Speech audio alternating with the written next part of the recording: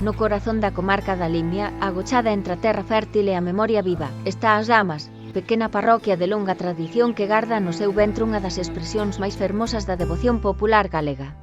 Cada 3 de maio, as rúas das Lamas énchense de historia, de fe e de ritmo. A procesión parte da igrexa parroquial e percorre o camiño até a vella capela. Acompañan o paso da Dolorosa e do Santo Cristo os danzantes, a banda de música e a veciñanza. No camiño, os danzantes executan varias danzas coa orixe perdida no tempo. Non se sabe con certeza quen as trouxo, nin donde, pero todos coinciden en que sen elas a festa non sería o mesmo. A primeira danza é a venia ou reverencia.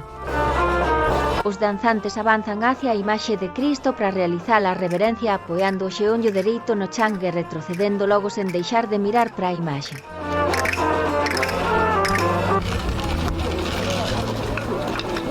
A segunda danza é un paloteo.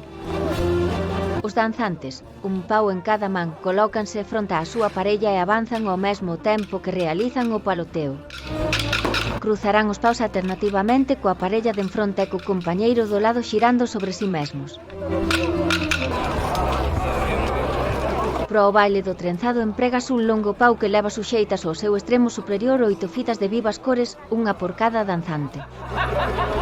Empezan a danza arredor do pau, ollando cara ao centro e suxeitando cada unha a súa fita.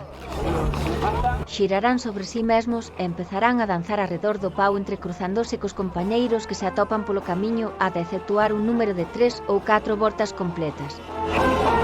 Chegado ese momento invertirán a dirección da danza para descruzar as fitas e voltar á posición inicial, momento no que rematará a música.